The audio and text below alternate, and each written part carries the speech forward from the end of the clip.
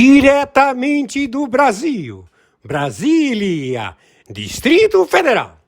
Quem vos fala, mestre Dinho, trazendo sempre informações na palma da sua mão, com notícias de utilidade pública, nacional e internacional. O mestre Dinho, eu quero aqui, antes de iniciar esta live, eu quero falar sobre o Pix do juiz Oscar Aníbal Chapan. Pix, Oscar Aníbal Chapan, @gmail.com. Repito, Oscar Aníbal Chapan, @gmail.com. Está na descrição desse vídeo.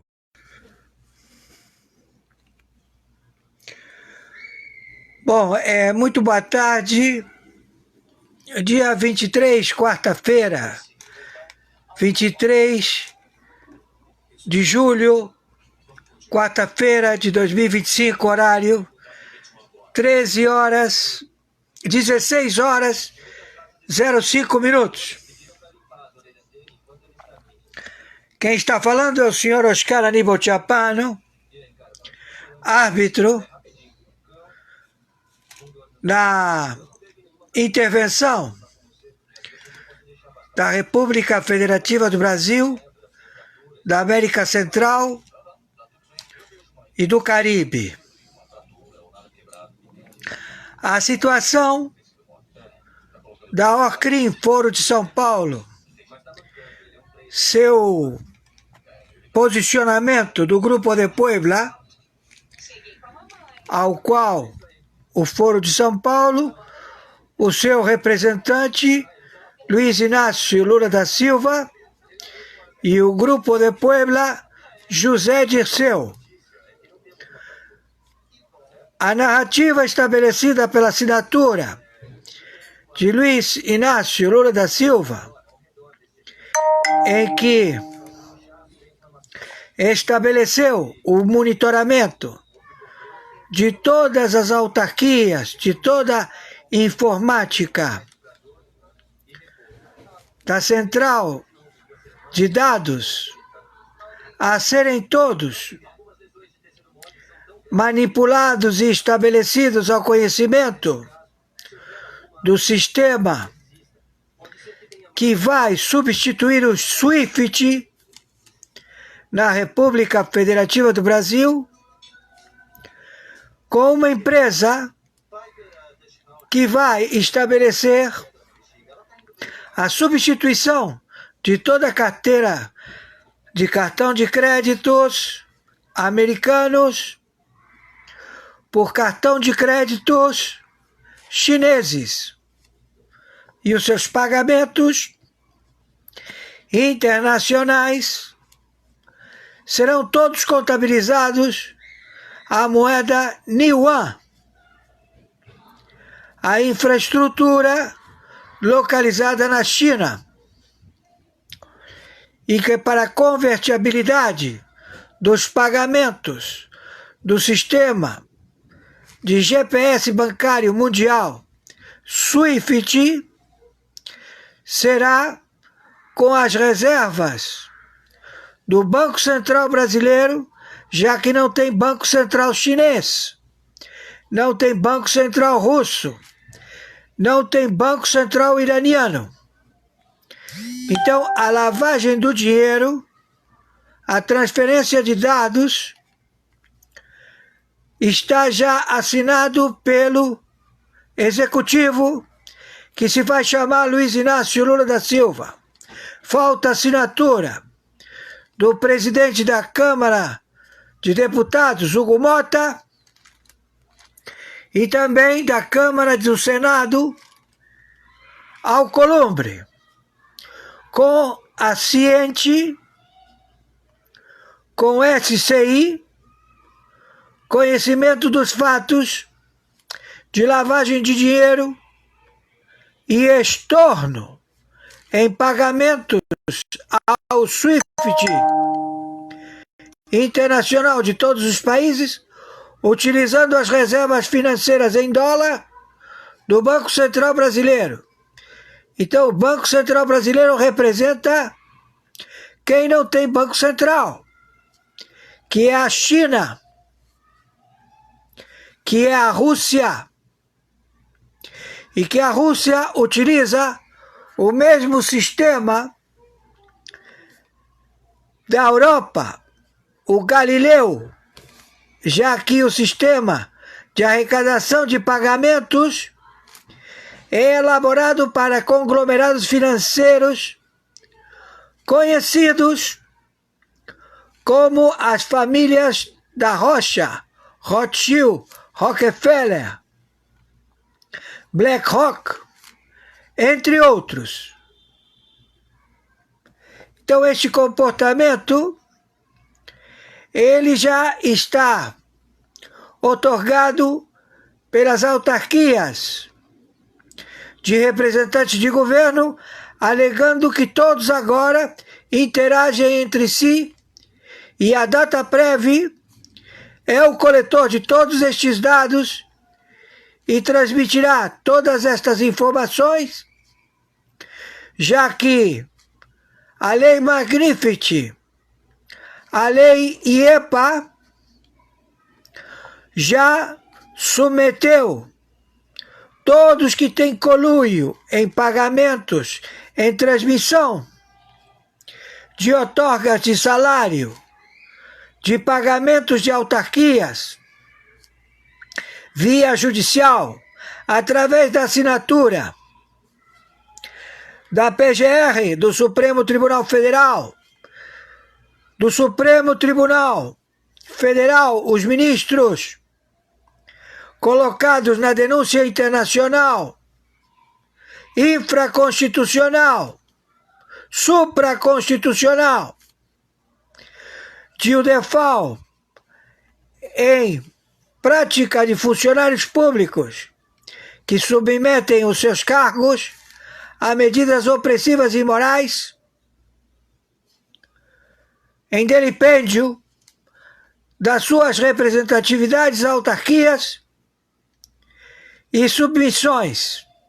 Então, o Supremo Tribunal Federal, ele todo, por estar na Lei IEPA, na Lei Magnificent, estabelece que os pagamentos feitos aos magistrados em toda a República Federativa do Brasil, através da assinatura do presidente do Supremo Tribunal Federal, da Procuradoria-Geral, de todos os palácios de governo, e estes, todos os palácios de governo, autarquias, que fazem pagamentos para funcionários públicos, estão todos eles inseridos na Lei Magnificent e na Lei IEPA.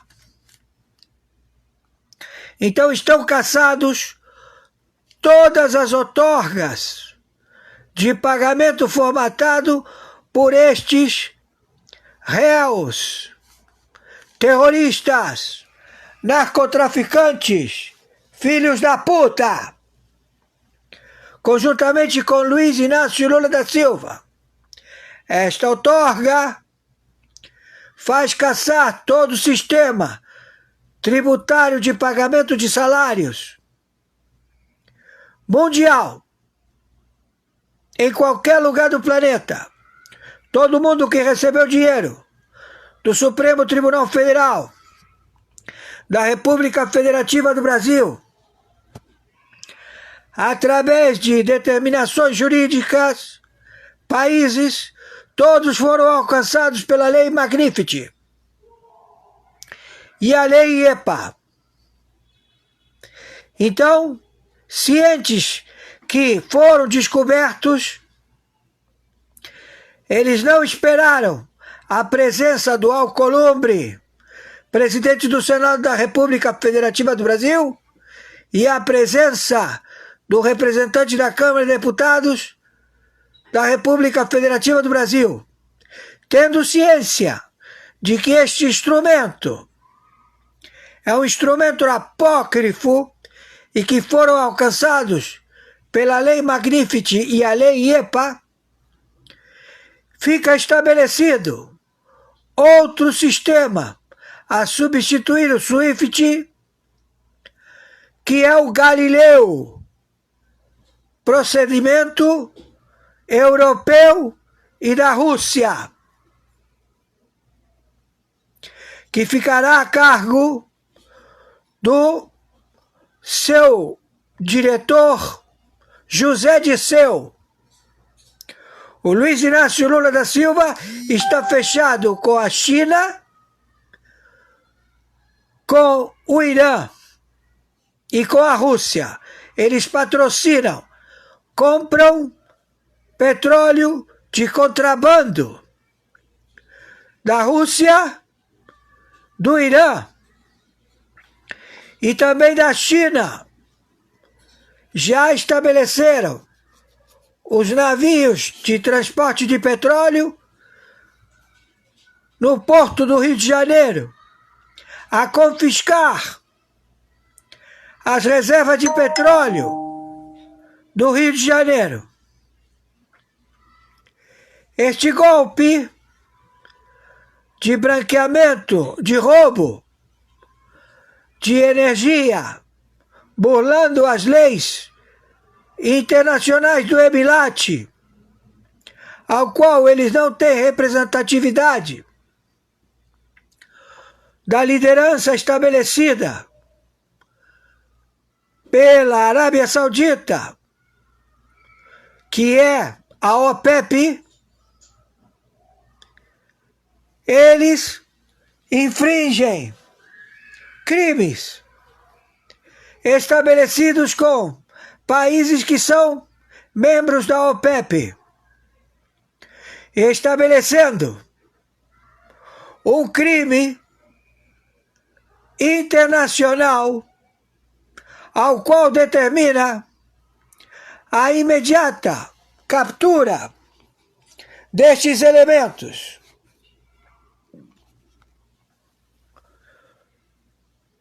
Supraconstitucional. Eles deixam de ser os seus cargos públicos para serem tratados como pessoas físicas.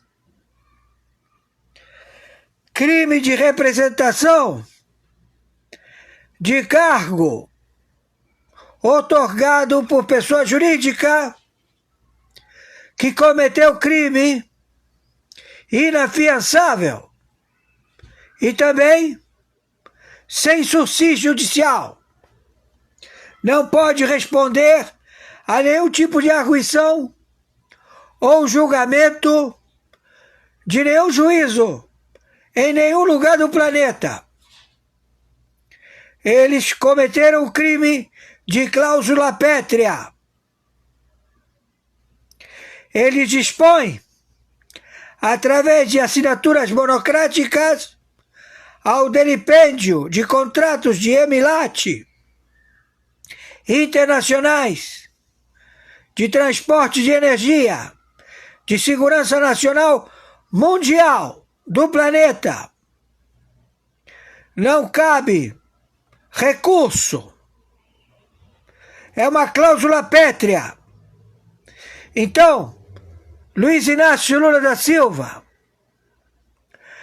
a sua ímpeto, a sua calamidade, o seu ego elege, o seu ego melomaníaco,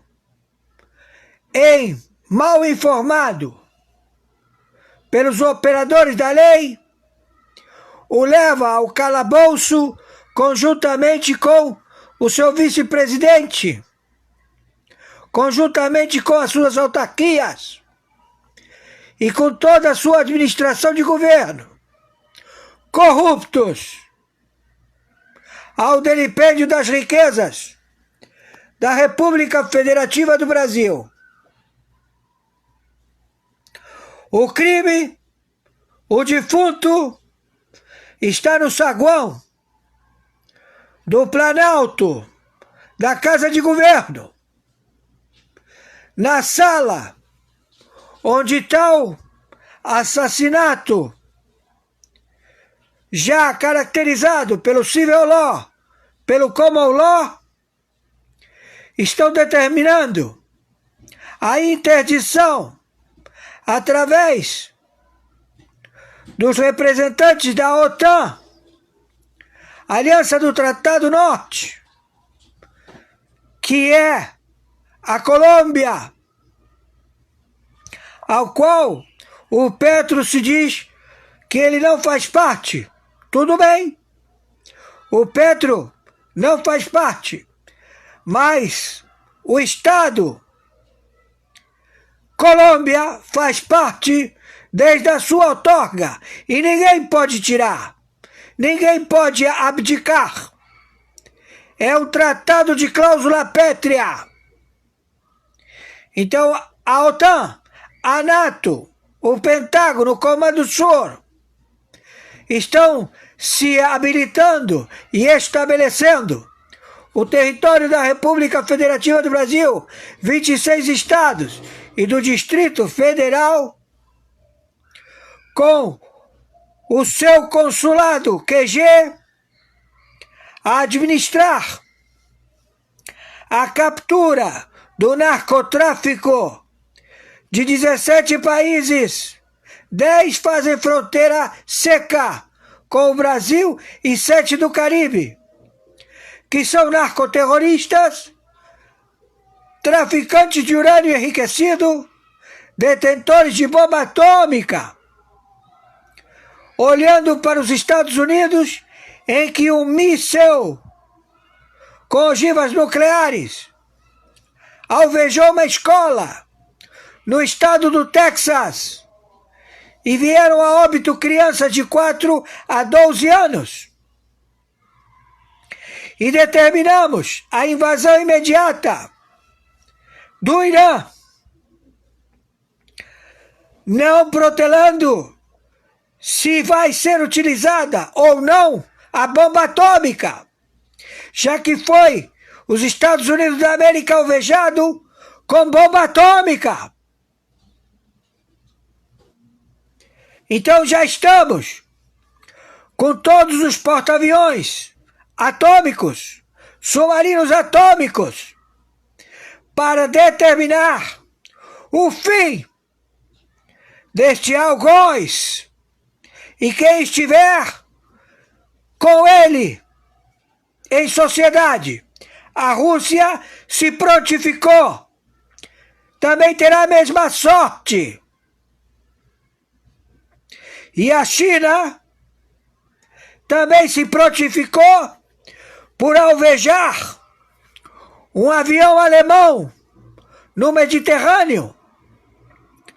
O avião foi destruído. E conforme determinações da OTAN, da NATO e do Pentágono, quem alvejar qualquer cidadão da Europa terá reciprocidade imediata.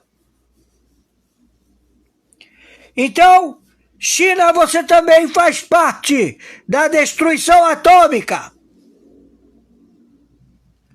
E vocês sabem disso.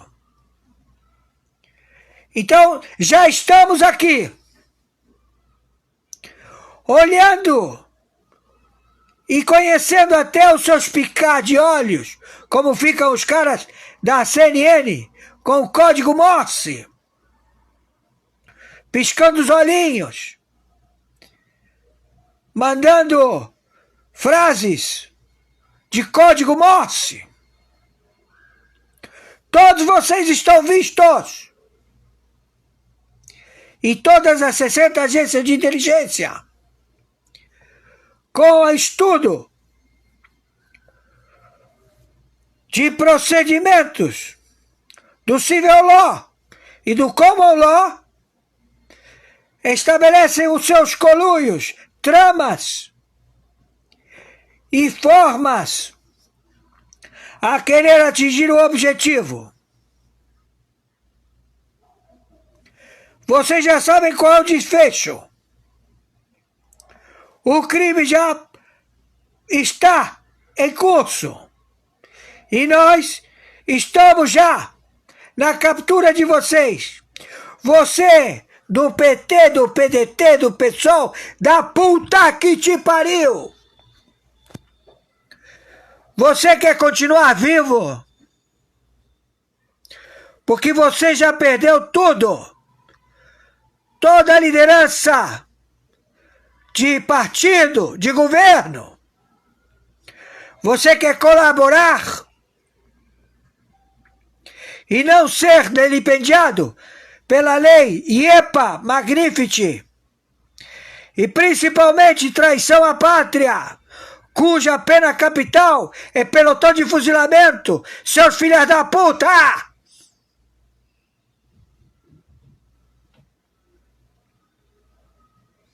Já estamos procedendo. Não temos mais o que conversar. Não há o que dizer. E a determinação de força, porrada, tiro, bomba e míssil. Nesta quarta-feira, 23 de julho, horário 16h25. Já está determinado, seus filhos da puta!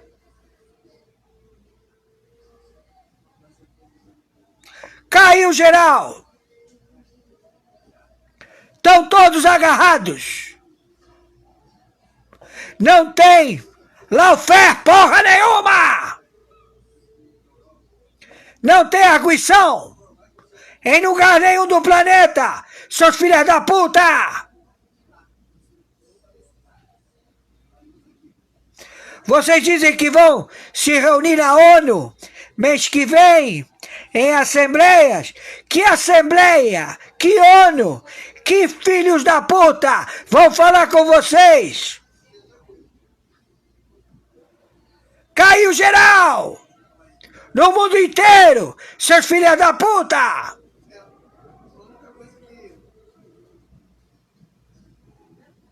Estamos entendidos? Meu Pix é meu e-mail. oscaranibaltiapano@gmail.com. Meu Pix, CPF 510 466 447 34. Banco Plataforma Mercado Pago. Quem está falando é o senhor Oscar Aníbal Tiapano, interventor pela segunda vez na República Federativa do Brasil, pelo Tribunal Penal Internacional, pelo Tribunal Internacional do Brooklyn, pelo Supremo Tribunal Mundial. Viralize isto. Meus amigos e amigas patriotas, quem vos fala, mestre Dio.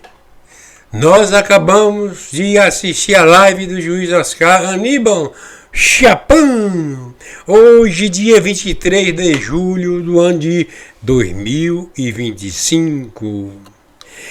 A seguir, vamos agora assistir às matérias que todos os dias o juiz Oscar Aníbal envia as matérias para o mestre Dinho colocar, anexar na live principal do juiz Oscar Aníbal Tiapano. Vamos lá! No nome do Senhor Jesus Cristo. Agora, vamos lá! As matérias. Você está sentado? Então deita. O que eu vou mostrar para vocês agora é com certeza uma das coisas mais graves que já ocorreram nesse processo que chamam de trama golpista. Vejam essa bomba que eu vou mostrar agora para vocês. O STF, a Suprema Corte do nosso país, editou um vídeo antes de juntar no processo. Sim, a Suprema Corte do Brasil editou o vídeo do depoimento do G. Dias antes de disponibilizar às partes. O vídeo juntado do depoimento do G. Dias é editado. E eu vou provar. Vejam isso. Não, eu entendi, general. A minha pergunta objetiva é: havia tropa de prontidão em loco? Havia. Por favor. A defesa, Coronel Câmara. Sabe o que aconteceu aqui? Este é o trecho que eu faço pergunta ao G. Dias, que o G. Dias acaba com o 8 de janeiro e o ministro Alexandre de Moraes caça a minha palavra. E aqui eu pergunto: o senhor caçou a minha palavra? E o ministro responde: sim, eu cacei sua palavra. Isso foi tirado, suprimido do vídeo original. Esse vídeo que eu estou mostrando para vocês é o vídeo juntado no processo. Agora, é o vídeo oficial da audiência. É o vídeo que o STF juntou no processo da trama golpista como se fosse oficial, como se fosse original. Por quê? Por que editaram? Por que quiseram esconder que um advogado foi cerceado, que um advogado foi calado? E no momento dessa pergunta que o G. Dias falou que havia 900 homens de prontidão no 8 de janeiro. Eles só esqueceram de deletar esse trecho também da transcrição da audiência, exatamente isso. Eles juntaram com o vídeo a transcrição da audiência, e essa transcrição está aqui. Advogado, só para esclarecer, o senhor cassou a minha palavra? O advogado sou eu. O ministro, o senhor ministro Alexandre de Moraes, relator, respondeu: por favor, cassei a palavra, por favor. Vocês viram esse trecho no vídeo? Não, eles editaram, eles suprimiram. Mas na transcrição que eles juntaram, veja, essa transcrição aqui foi o STF que acabou de juntar junto com o vídeo. Mas esqueceram de suprimir esse trecho também da transcrição. Qual a credibilidade desse tribunal? Que credibilidade, que moral esse tribunal tem para processar e julgar alguém? Imaginem só, se eu tivesse juntado um documento falso, um vídeo editado, com certeza, se não me dessem 24 horas para esclarecer a edição do vídeo, eu poderia até ser preso, ter a OAB cassada, mas com toda certeza. Agora, o tribunal que defende a democracia, o processo mais grave do Brasil, o processo que está salvando a democracia brasileira, pode editar um vídeo. E eu vou falar uma coisa para vocês. Não foi só esse vídeo que editaram, tá? Tem mais pela frente. Eu tô gravando esse vídeo aqui e peço para que você compartilhe o máximo que puder antes que eles arrumem isso daqui. Já estou agora oficiando a Ordem dos Advogados Nacional e a do Paraná. Isso aqui tem que ser divulgado porque é inadmissível que o Estado, isso daqui é o Estado juiz, é o Poder Judiciário do Brasil na instância máxima, juntando um documento editado. Podemos dizer ser um documento falso, mas com toda certeza, vídeo editado? Isso é inadmissível! As partes nunca poderiam juntar um vídeo editado. Nunca! Vejam isso. Eu peço que você divulgue e compartilhe. Esse é o julgamento que quer salvar a democracia. Eu nunca vi isso. Eu nunca imaginei que veria e que viveria isso. É inacreditável. Eu sou Jeffrey Chicchini, eu sou advogado nesse processo e quero aqui deixar um grande e forte abraço. Revele os nomes dessas pestes, revele o nome desses desgraçados que roubam aposentado. Quando um homem tem coragem de colocar no seu bolso dinheiro roubado de aposentados, de pessoas com comorbidade, tem coragem de tocar no dinheiro de pessoas que são pensionistas, desgraçados, miseráveis, e a gente tem uma informação de que envolve deputados federais, envolve senadores, deputados e senadores envolvidos no crime de roubo de aposentado do INSS. Agora que nós precisamos dos nomes, fale os nomes, a Polícia Federal tem os nomes, revele os nomes dessas pestes. Notícia urgente. Após os Estados Unidos declarar que as facções criminosas brasileiras estão sendo apoiadas pelo governo brasileiro são classificadas como terroristas mesmo, contra a vontade do governo brasileiro, mídia árabe informa que cerca de 400 líderes militares do Hezbollah, do Líbano, está vindo a caminho do Brasil e de países que fazem fronteira com o nosso país, e como isso desperta a fúria e ainda mais interesse dos Estados Unidos de intervir militarmente para combater esses grupos tanto no Brasil quanto na América do Sul.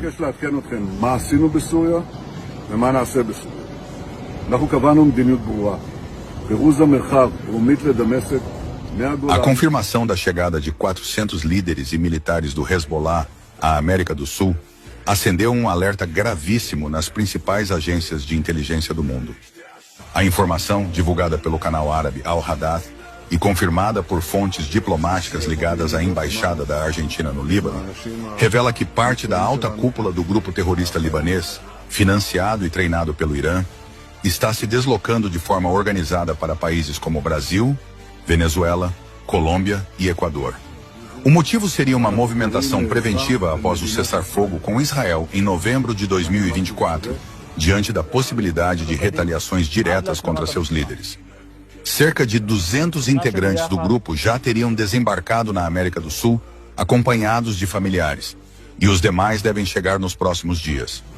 O caso assume uma proporção ainda mais preocupante, porque há décadas Israel vem alertando o Ocidente sobre a atuação do Hezbollah na América Latina, especialmente na tríplice fronteira entre Brasil, Paraguai e Argentina, e também nas rotas ilegais entre Brasil e Venezuela.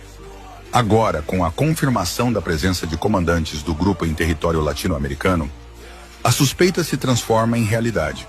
Há fortes indícios de que essas lideranças já estejam operando com apoio logístico de facções criminosas brasileiras como o PCC e o Comando Vermelho, inclusive em redes de narcotráfico, contrabando e lavagem de dinheiro. Essas mesmas facções foram recentemente classificadas como organizações terroristas pelos Estados Unidos, decisão tomada mesmo contra a vontade do presidente Lula, após revelações sobre a conexão direta dessas facções com células do Hezbollah. A omissão deliberada do governo brasileiro, que até agora evita reconhecer publicamente a presença do grupo em território nacional, gera ainda mais tensão com aliados estratégicos e aprofunda o risco de o Brasil se transformar num santuário silencioso de um dos grupos terroristas mais perigosos do mundo. Ao mesmo tempo, o regime de Nicolás Maduro na Venezuela, velho aliado do Irã e do Hezbollah, mantém total silêncio sobre o assunto, mesmo diante de evidências concretas de que líderes do grupo estão sendo recebidos e protegidos no país.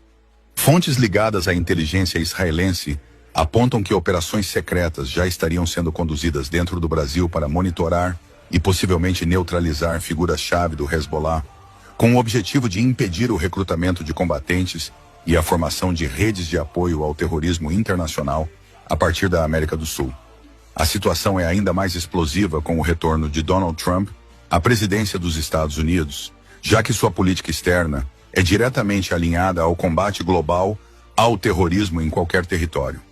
Desde a declaração de guerra ao terrorismo feita pelos Estados Unidos após o ataque de 11 de setembro de 2001, qualquer nação que acolha ou esconda terroristas está sujeita a sofrer ações diretas, com ou sem autorização do governo local, como já foi visto nas invasões e operações militares no Oriente Médio. A presença agora confirmada de centenas de integrantes do Hezbollah no continente latino-americano e possivelmente no Brasil, coloca o país numa posição extremamente delicada e perigosa. Caso se comprove que o governo brasileiro está acobertando, minimizando ou ignorando esses fatos, os Estados Unidos poderão impor sanções duríssimas, intensificar o isolamento diplomático ou, em caso extremo, autorizar o envio de tropas ou ações militares diretas no território brasileiro. A combinação entre omissão do governo Lula, proteção por parte da ditadura venezuelana de Maduro, envolvimento de facções criminosas e financiamento do Irã compõe um cenário explosivo e sem precedentes para a segurança do hemisfério ocidental. A América do Sul, e especialmente o Brasil, correm o risco real de se tornarem um novo epicentro da guerra global contra o terrorismo, com consequências potencialmente devastadoras para a estabilidade política, a soberania nacional e a segurança de milhões de cidadãos. Comenta aqui embaixo. Você apoia o governo atual do Brasil defender as facções não serem tratadas como terroristas? Deixe seu recado para o governo atual aqui embaixo.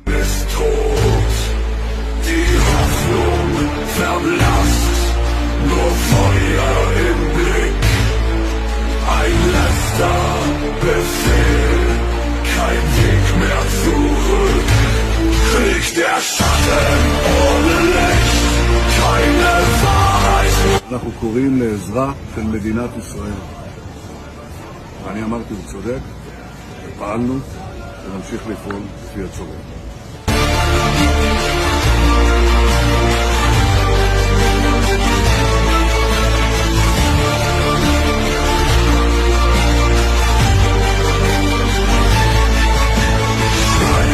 In der Nacht, Maschinengewehr. Plantão entra às pressas e traz notícia urgente a respeito do governo Lula. Agora há pouco, o afastamento de Lula é decidido. A gente vai anunciar para você, explicar para você como esse afastamento ocorre, inclusive após o político dizer que passou mal, hein? Parece que o Lula vai dar um atestado em meio às polêmicas que estão envolvendo o presidente americano Donald Trump e também novas investigações sobre corrupção. Pois é, a gente tem novas denúncias envolvendo escândalo de corrupção com esse governo. Tem aí, por exemplo, a empresa alvo da Polícia Federal no Amapá que teria recebido 10 bilhões com B de bola do governo Lula. E várias pessoas do próprio governo estariam sendo investigadas para ver se houve ou não o facilitamento, né, nesse novo escândalo de corrupção.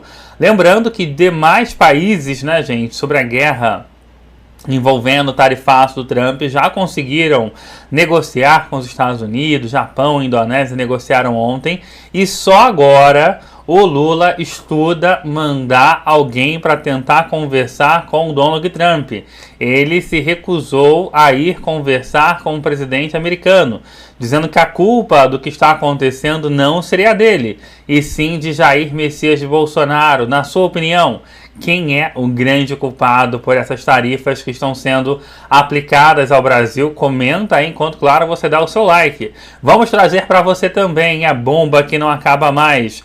Agora há pouco, um novo comunicado foi feito pelo governo americano e que ganha a repercussão dos mais diversos veículos de comunicação, chamando, né, a atenção a respeito, né, do assunto. Problemas para Moraes. A decisão de ontem envolvendo Bolsonaro acabou surpreendendo. Muitas pessoas botaram faixas nas ruas, buzinaços são feitos e pela primeira vez a imprensa fala que as decisões de Alexandre de Moraes podem, né, ser vistas como uma censura. O jornalista da Band foi um deles. O Metrópolis também trouxe uma ampla reportagem fazendo críticas à figura de Alexandre de Moraes, mostrando que isso, né, é realmente muito controversa.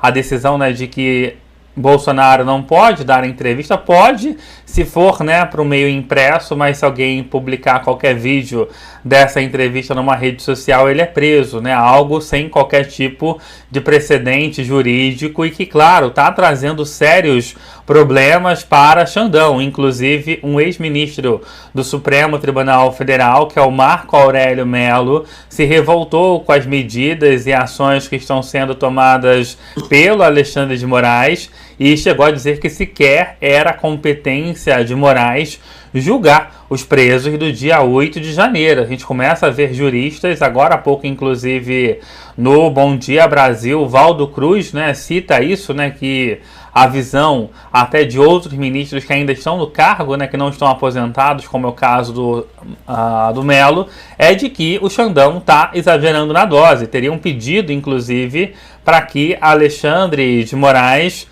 tenha calma, né, nas suas decisões, porque o mundo inteiro, claro, está assistindo a isso. Vai ser muito difícil para o Brasil conseguir explicar para outras potências, né, que estão acompanhando tudo isso, o que de fato está rolando no Brasil, que é, né, gente, uma censura. A situação deu ruim total para Alexandre de Moraes. Muito bom dia para você que chega, eu sou Fernando Borges, esse aqui é o TV News no ar. Está chegando aqui com a gente, não esqueça de dar o seu like. O seu joinha, ele é muito importante para a gente realizar o nosso trabalho.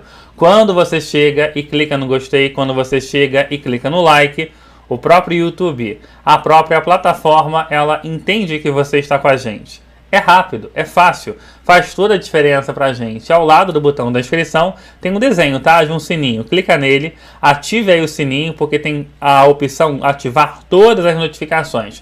Ative elas, aí você sempre recebe os nossos vídeos em tempo real, beleza? Obrigado sempre. Bomba, gente! Agora há pouco a TV Globo fez uma crítica a Alexandre de Moraes. Isso ocorreu no programa Bom Dia Brasil, o telejornal que é exibido pela manhã. Valdo Cruz, que é um dos colunistas da emissora, disse que diversos juristas e até mesmo outros ministros do Supremo Tribunal Federal pediram calma a Alexandre de Moraes e pediram para que ele esclarecesse de fato o que ele queria dizer com a decisão que foi manifestada anteontem, que não impede diretamente o Bolsonaro de dar entrevistas, mas impede que vídeos dessas falas de entrevistas ou qualquer outro vídeo de Bolsonaro possa parar em redes sociais de terceiros, alegando Moraes, na sua decisão, que isso, né, poderia gerar uma prisão para Bolsonaro. A Globo, gente, falou a palavra censura pela primeira vez. Mas outros canais, claro, já estão criticando com mais veemência o próprio Moraes. Ontem, por exemplo, o jornalista da TV Bandeirantes falou mesmo, né, durante a sua fala realizada no Jornal da Band. Vamos ouvir. Alexandre de Moraes é um homem experiente, é um jurista vivido e é um autor consagrado. Uma das obras dele sobre direito constitucional está na 40ª edição. Não dá para aceitar que ele se atrapalhe com a interpretação da Constituição ou com o manejo de conceitos básicos como a liberdade de expressão. E passa de qualquer limite razoável proibir, abre aspas, transmissões, retransmissões ou veiculação de áudios, vídeos ou transcrições de entrevistas em qualquer das plataformas das redes sociais de terceiros. Fecha aspas. Como assim? Se um jornal entrevista Bolsonaro e publica na edição em papel, pode. Se jogar a mesma entrevista na rede social do jornal, não pode. Como assim? Não é Bolsonaro quem controla as redes sociais de terceiros. Ele não tem esse poder. Poder que a Constituição não delega a ninguém, nem ao ministro Alexandre de Moraes.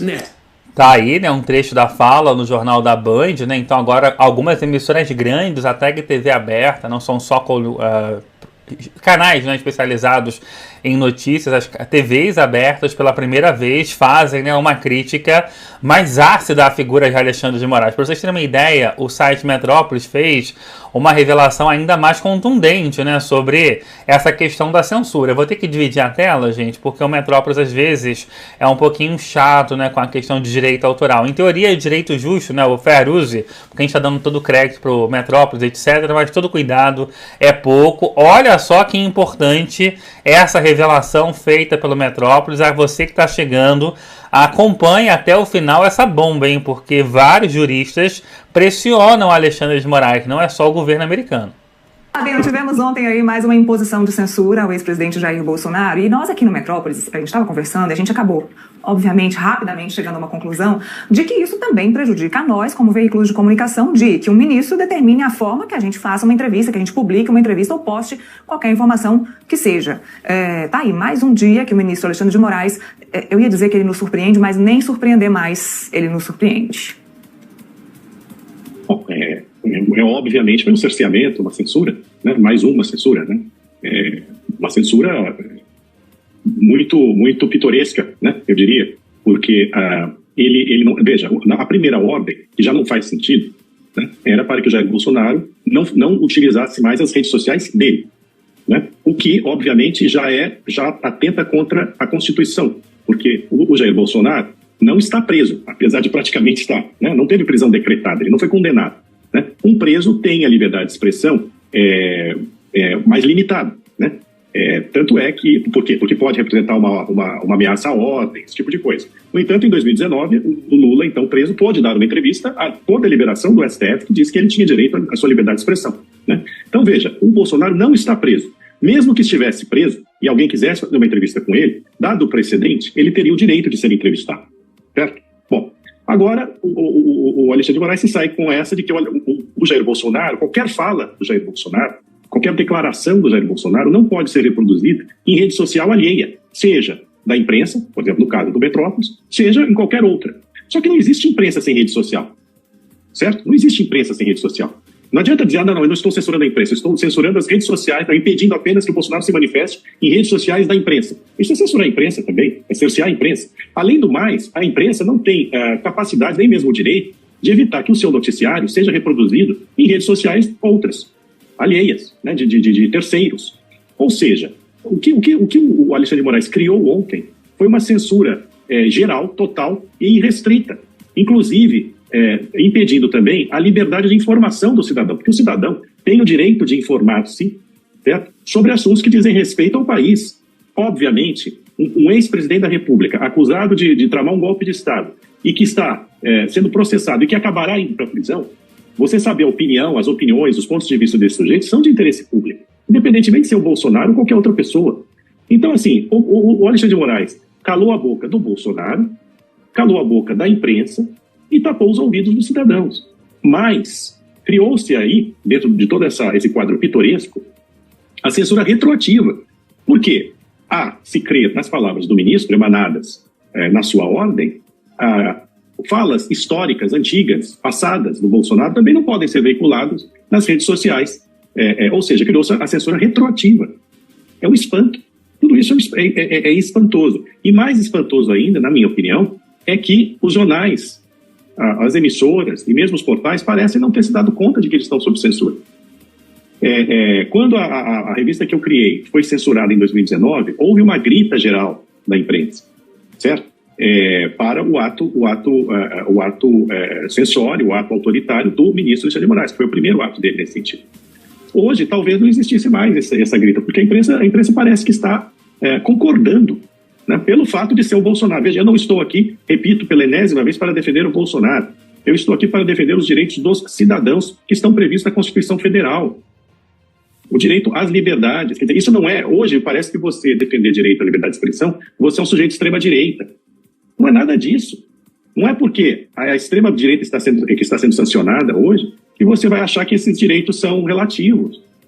Olha, eu estou pasmo, estou impressionado. Acho que o Metrópolis, o programa de vocês, sofreu uma censura absurda, certo? E eu não me perguntam onde é que isso... Me perguntaram onde é que vai terminar. Senhores, já terminou. Nós estamos vivendo num estado de censura, né, de ameaça permanente. Até porque, veja, um órgão de imprensa não vai colocar o Bolsonaro falando, né, nas suas redes sociais, ou vai reproduzir, mesmo que uma fala antiga do Bolsonaro, porque o próprio órgão de imprensa passará a ser objeto de retaliação da justiça.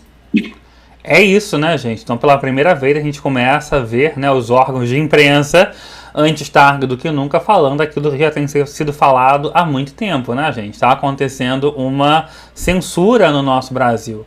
Não se trata só, o Bolsonaro, estou defendendo o Bolsonaro. Não, gente. O Bolsonaro, ele é uma figura política. Se nem ele, que já foi presidente da República... Imagina, gente, alguém faz um vídeo seu, não foi nem você, falando qualquer coisa, posta numa rede social, então pega um vídeo antigo, posta numa rede social, você que vai ser preso. Se coloque nesse lugar, né? Isso é um grande absurdo. Nunca existiu, né, realmente algo parecido no nosso Brasil. É algo muito grave tudo o que está acontecendo. Gente, muito bom dia para você que está chegando aqui com a gente. Não esqueça de dar o seu joinha, o seu like. Ele é muito importante para a gente realizar o nosso trabalho. Quando você chega e clica no gostei, quando você chega e clica no like, você sabe, o YouTube, a plataforma, entende que você está com a gente. É importante sempre a sua participação para que mais pessoas, né, saibam o que está acontecendo no Brasil. Obrigado, tá? Pela presença, pela participação, pela confiança. Quem também detonou Alexandre de Moraes foi um ex-ministro do Supremo Tribunal Federal, Marco Aurélio de Mello, que disse que não era competência, por exemplo, do Supremo Tribunal Federal julgar Bolsonaro e os presos do dia 8 de janeiro. Olha só o que diz, né, o ex-ministro do Supremo dando uma aula jurídica ao Xandão. E já tem bomba do Lula afastado. Errado não pode acabar bem.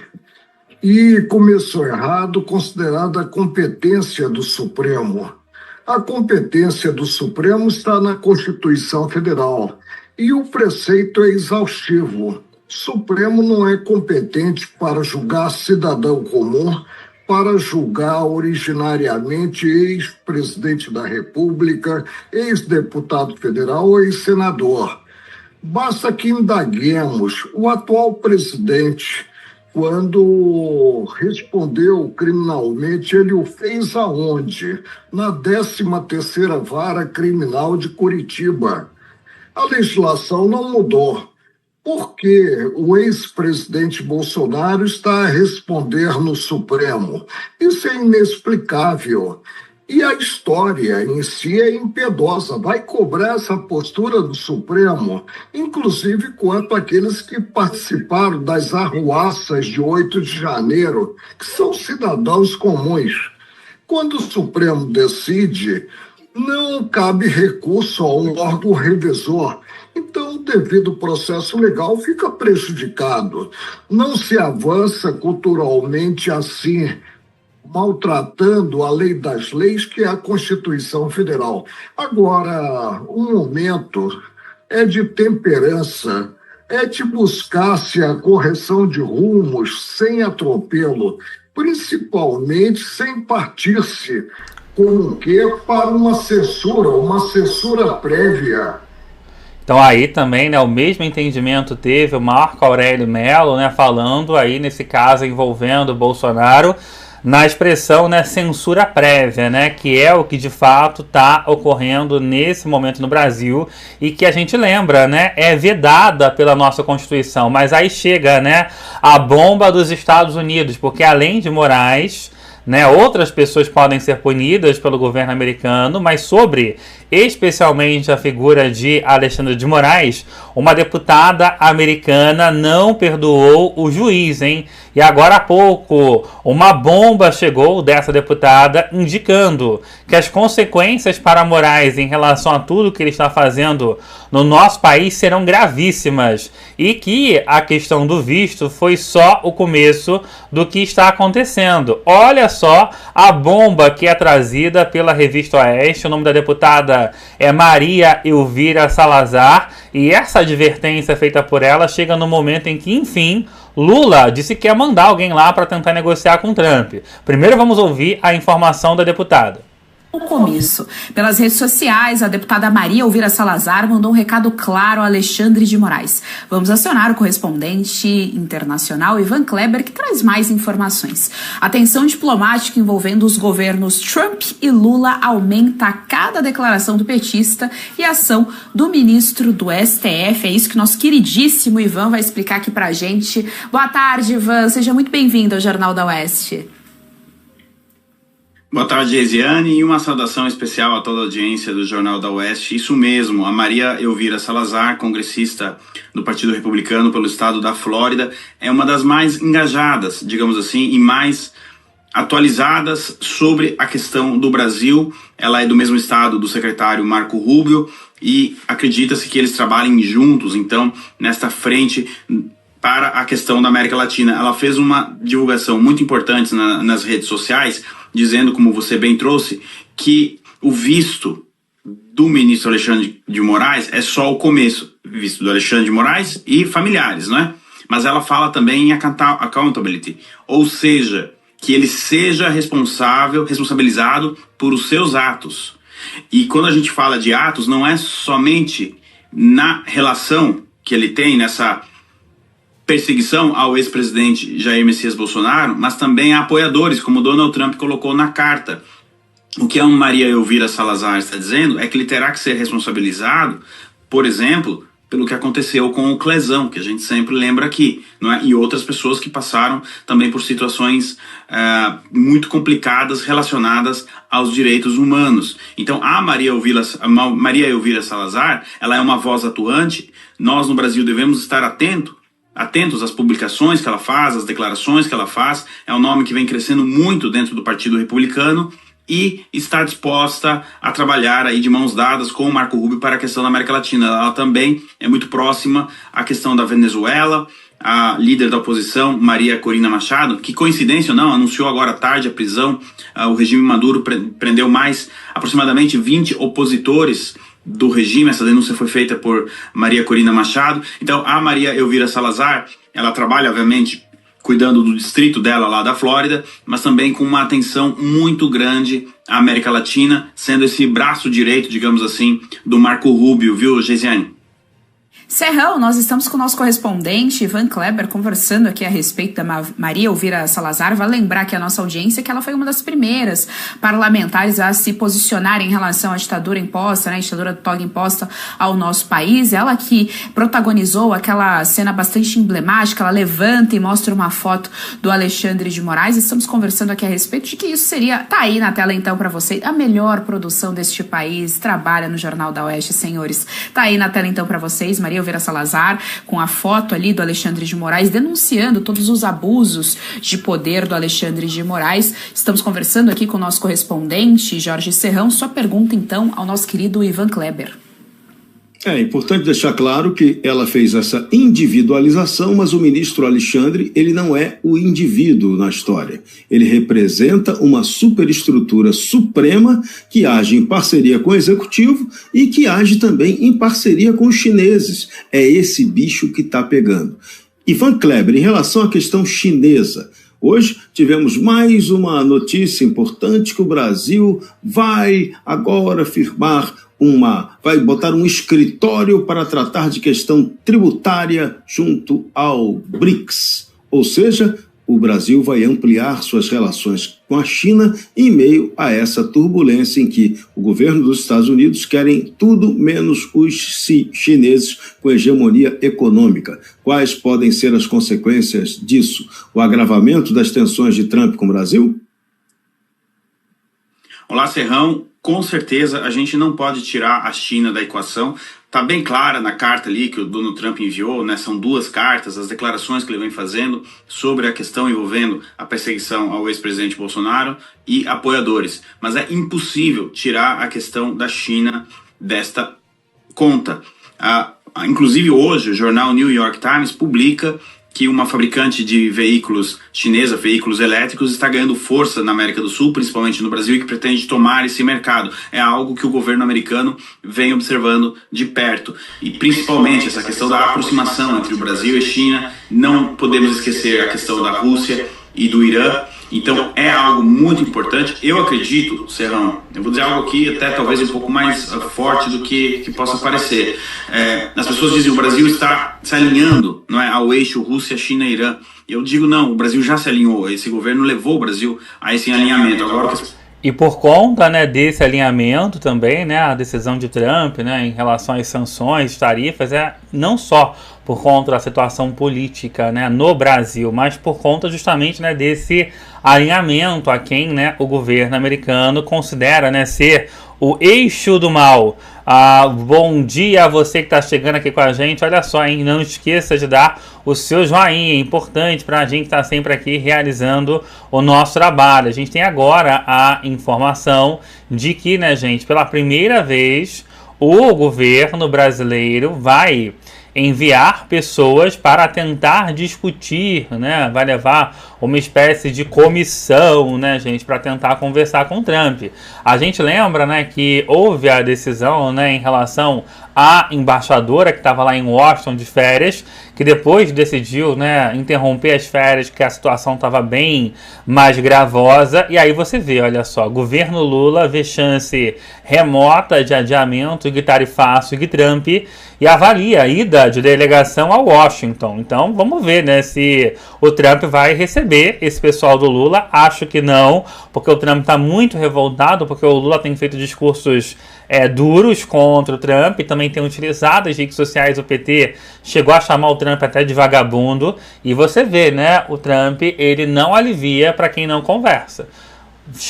O Japão, a China, Indonésia, até a União Europeia tiveram conversas com o Donald Trump, acertaram taxas muito menores do que estava previsto, mas em nenhum instante o Brasil ele conseguiu sequer tentar iniciar, né, gente, esse tipo de conversa.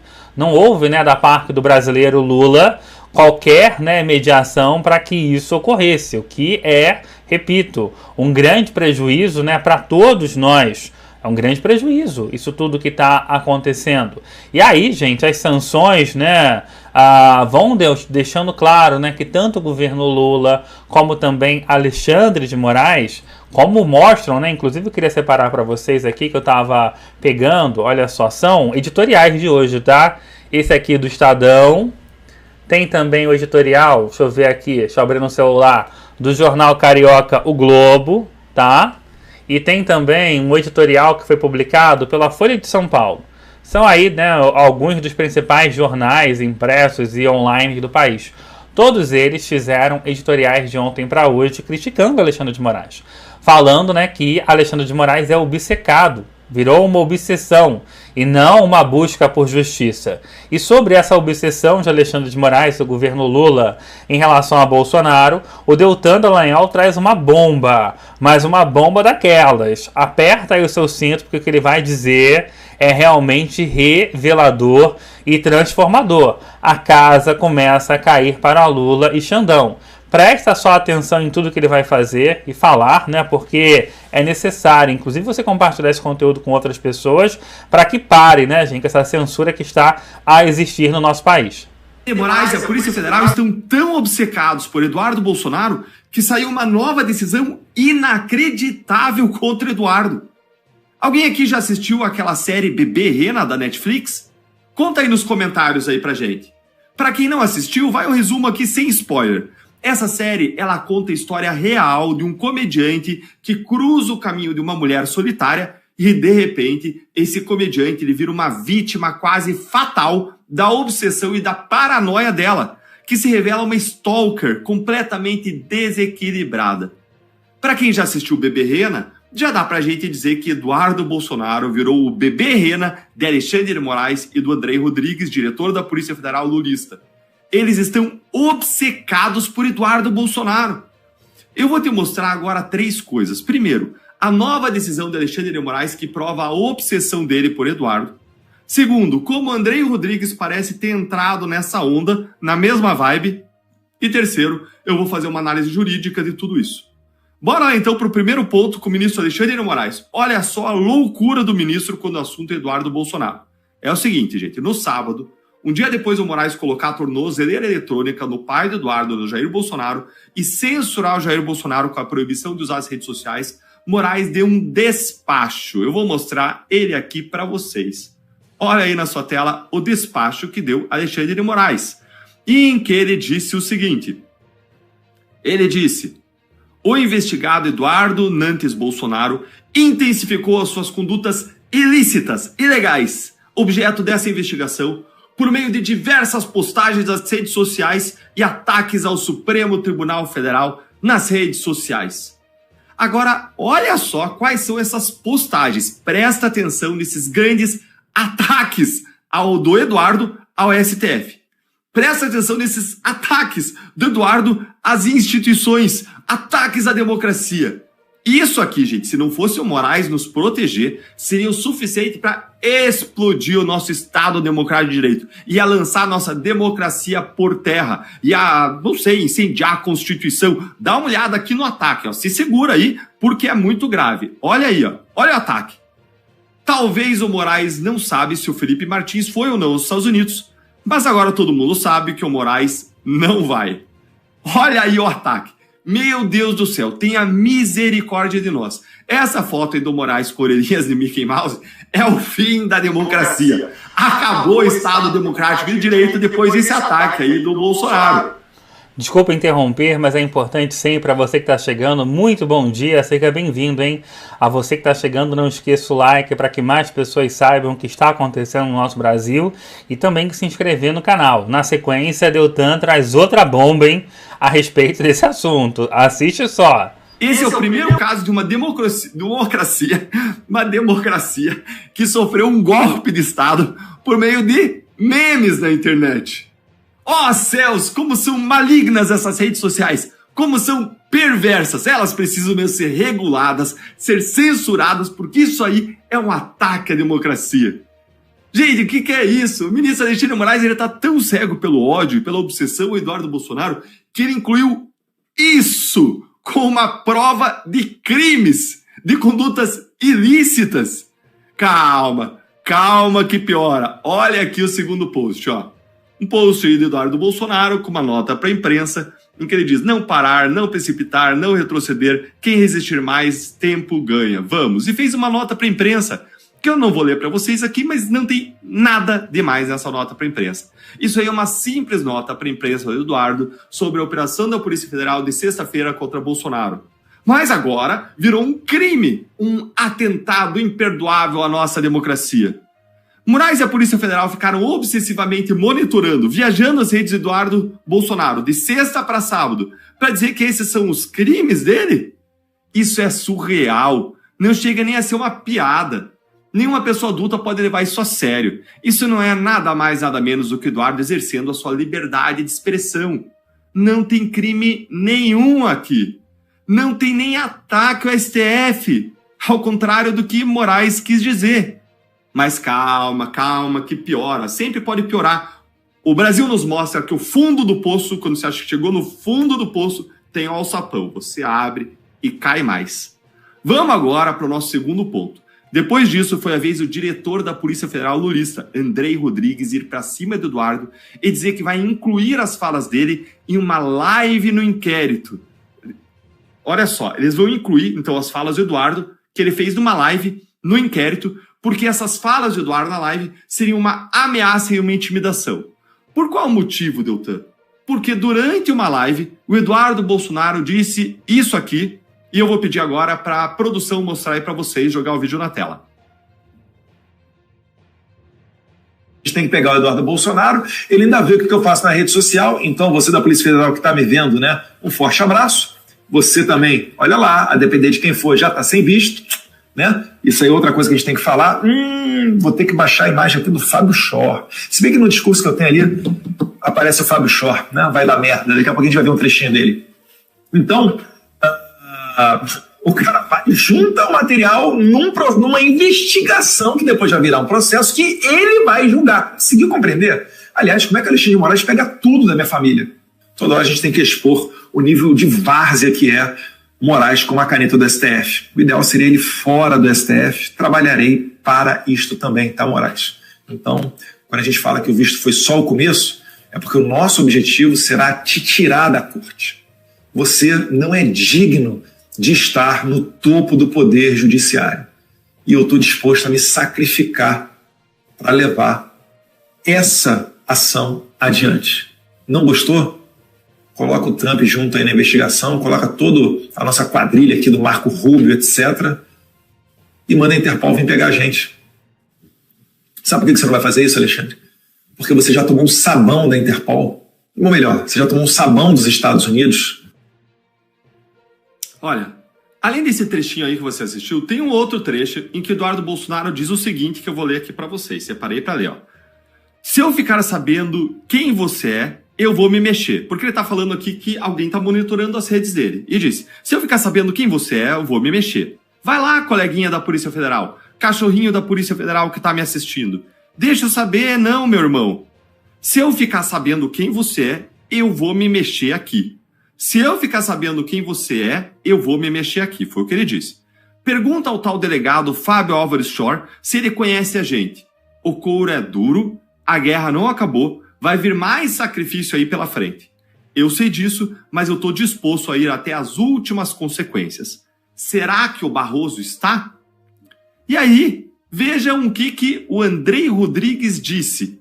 Olha aqui comigo o que o Andrei Rodrigues disse. Aqui, ó. recebi com indignação mais essa covarde tentativa de intimidação aos servidores policiais. E disse mais que ele vai adotar as providências legais ao caso e que nenhum investigado intimidará a Polícia Federal, foi o que ele disse. E aí, Eduardo de fato ameaçou e intimidou a Polícia Federal? Ou não? Ou isso aí é balela? O que você acha? É isso, né, gente? Muito forte é o depoimento, né, do Deltan Dallagnol nesse momento. Bom dia a você que chega aqui, você sabe, você fica muito bem informado a respeito de tudo que está acontecendo no Brasil. Vai chegando e vai clicando no like, o seu joinha, ele é fundamental para a gente realizar o nosso trabalho. Vamos falar do Lula que foi afastado, né, gente? Você viu que mais cedo a gente trouxe a informação, né, de que o Lula teria passado mal nessas últimas horas e alguns compromissos dele foram cancelados. Não está claro muito o que o Lula teria sofrido, não. Talvez tenha sido uma crise de consciência do presidente. Muita gente vai com certeza dizer que sim, né? Que o Lulinha teria aí pela primeira vez tido uma crise de consciência, se é que o presidente da República tem tudo isso. Só que, na verdade, isso ocorre em meio a investigações, né, gente? Envolvendo a família dele, a esposa dele. A gente trouxe para você várias investigações e um novo escândalo que está rolando no governo, que não está ganhando tanta notoriedade porque o noticiário, né, tá bombando a respeito de vários assuntos diferentes ao mesmo tempo. Mas você vê aí a reportagem publicada pelo Fábio Serapião do jornal Carioca Metrópolis, aliás, do jornal, né, de Brasília Metrópolis. Empresa alvo da Polícia Federal no Amapá recebeu 10 bilhões do governo federal. Ou seja, mais um escândalo de corrupção envolvendo empresas e o governo Lula. Todos os governos Lula tiveram escândalos de corrupção. E não foi qualquer escândalo não, gente. É um escândalo depois do outro. Só vai mudando o nome do ministro, do deputado, do aliado Lula.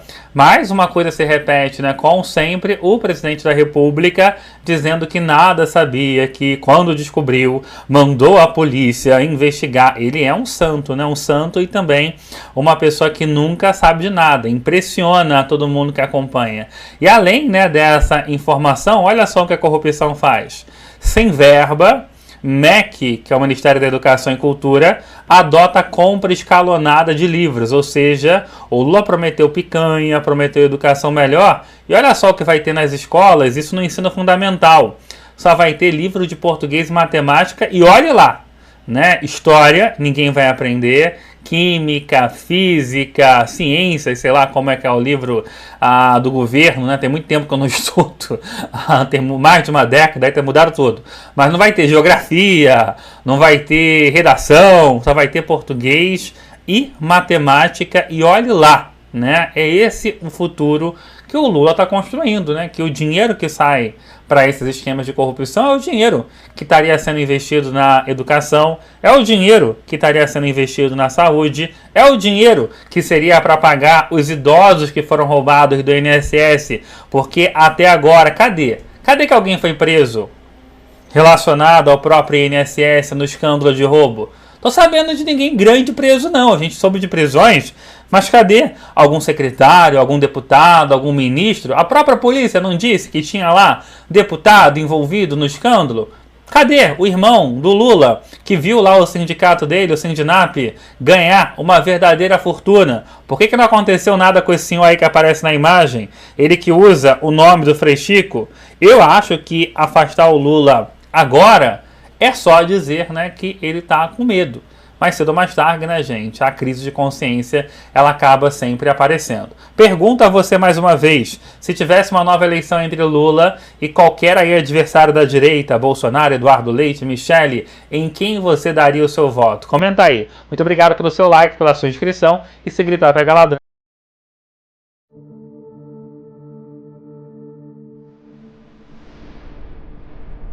Hi everyone, I'm Kash Patel, Director of the FBI. I'm excited to announce the results of a global operation to take down 4 of the biggest child sexual abuse sites on the dark web and bring the criminals who operated them to justice. As a result of Operation Grayskull, the FBI arrested 19 subjects here in the United States and, working with our international partners, helped coordinate additional arrests in 7 more countries. Shockingly, many of these perpetrators had no prior criminal records. They were people we knew and trusted, neighbors, colleagues, even family members. They were active in our communities and around our children. This is why we must stay vigilant. Investigations like this are thorough and resource intensive. They often take years due to the complexity of tracking perpetrators on the dark web. Specialized teams like the FBI's Child Exploitation Operational Unit work tirelessly to find those who harm our children and put them behind bars.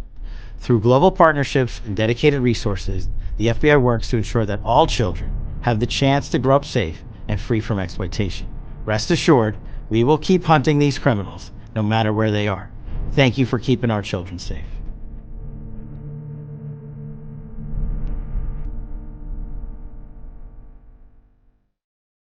Brasil na guerra? E agora? Se o Brasil entrar em guerra, a decisão parte da União e precisa passar pelo Congresso Nacional. Ninguém vai declarar guerra no grito. E quem vai primeiro? Os militares da ativa, Marinha, Exército, Aeronáutica e até a Polícia Militar. Se ainda faltar gente, entram os reservistas. E aí, a prioridade é dos mais jovens. Só depois disso é que o resto da população pode ser convocado. A obrigatoriedade do serviço militar vai dos 18 aos 45 anos. Mas em tempos de guerra, isso muda. Pode-se convocar voluntários a partir dos 17.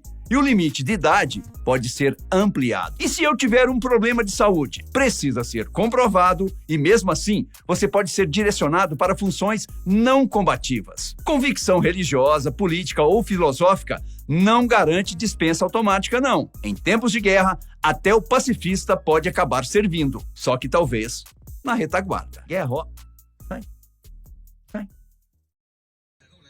Bueno, señores, activos estadounidenses de la Marina en Bahrein acaban de abandonar el puerto hacia el mar. Esta noche, absolutamente todas las miradas están puestas en la Casa Blanca, donde en estos instantes el presidente Donald Trump está reunido en la sala de situación con su equipo de seguridad nacional.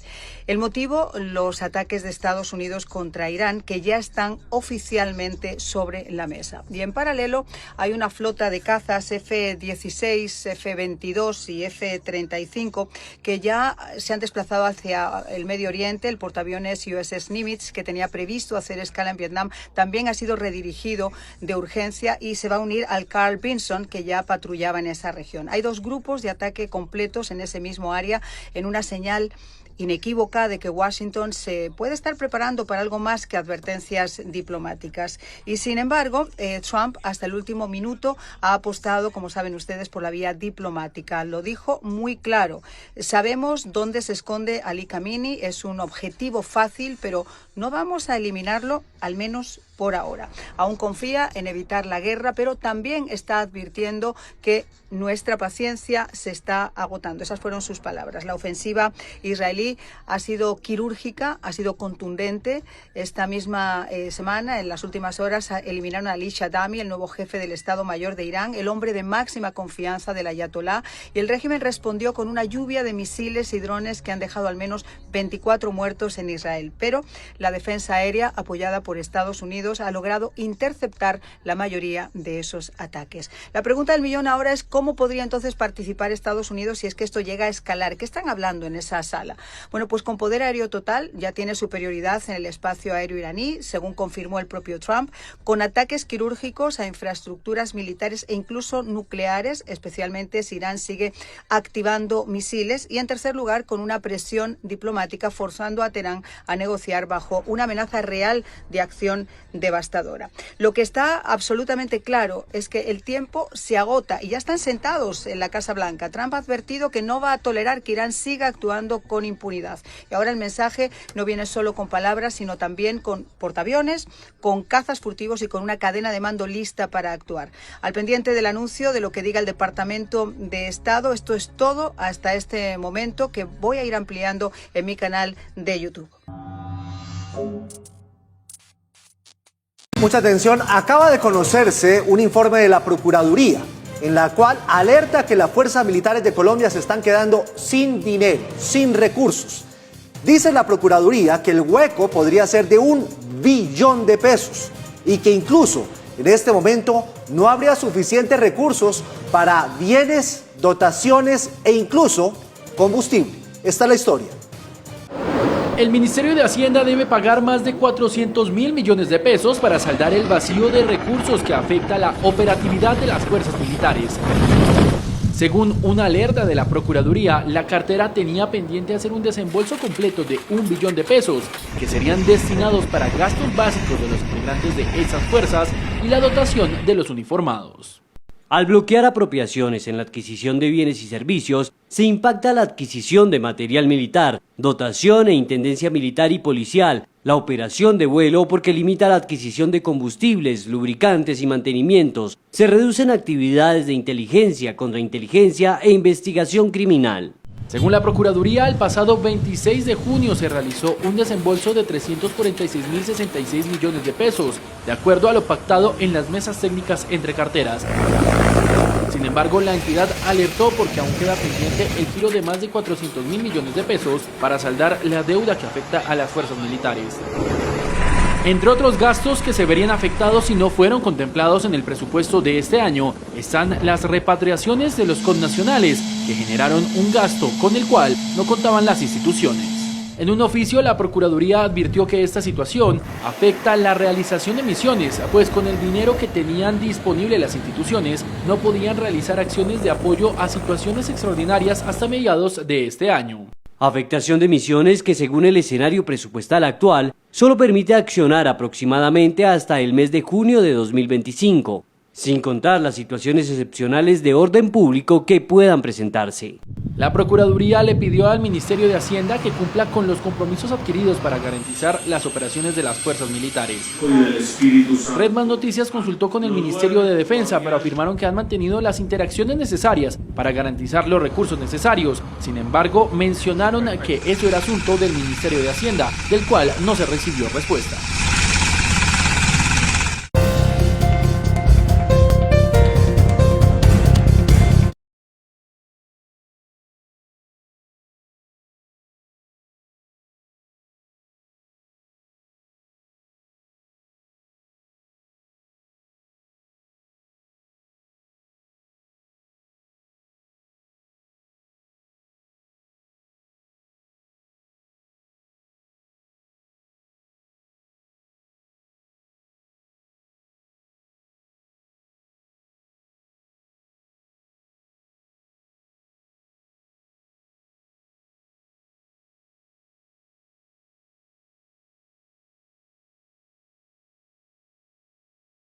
O Hugo Mota, eu acho que, mais uma vez, ele deixa claro que ele está com muita vontade de ser um Severino Cavalcante, aquele que ficou 7 meses na presidência da Câmara e foi apeado da cadeira, porque sim, se o Congresso quiser, dá para tirar o Hugo Mota da presidência da Câmara.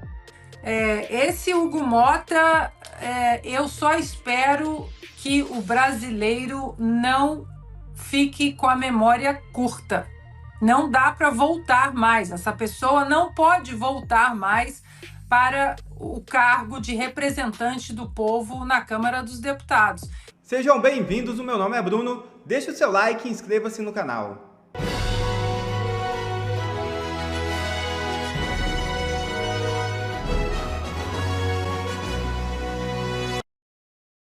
Forte e imediata reação contra a decisão absurda de Hugo Mota. A decisão do presidente da Câmara dos Deputados, Hugo Mota, de proibir reuniões de comissões durante o recesso parlamentar provocou forte e imediata reação da oposição nesta terça-feira. Parlamentares classificaram a medida como ilegal, antirregimental e uma forma de censura às atividades legislativas da minoria.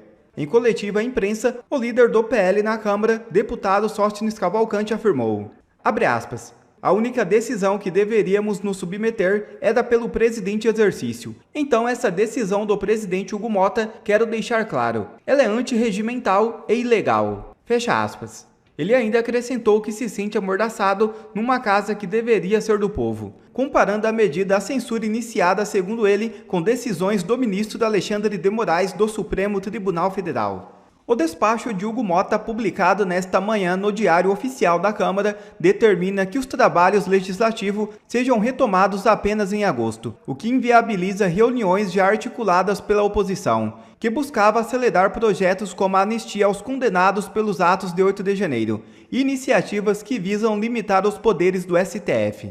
Hugo Mota deveria ser destituído do seu cargo. Ouvi o Silvio, porque o líder do PL na Câmara, Sóstenes Cavalcante, disse que essa medida do presidente da Câmara, Hugo Mota, seria ilegal e antirregimental, mas que de toda forma a oposição iria obedecer, iria acatar essa decisão de Hugo Mota de não realizar reuniões em comissões na Câmara dos Deputados. Silvio, com você. Não, ele não pode fechar o Congresso Nacional em julho, isso não existe.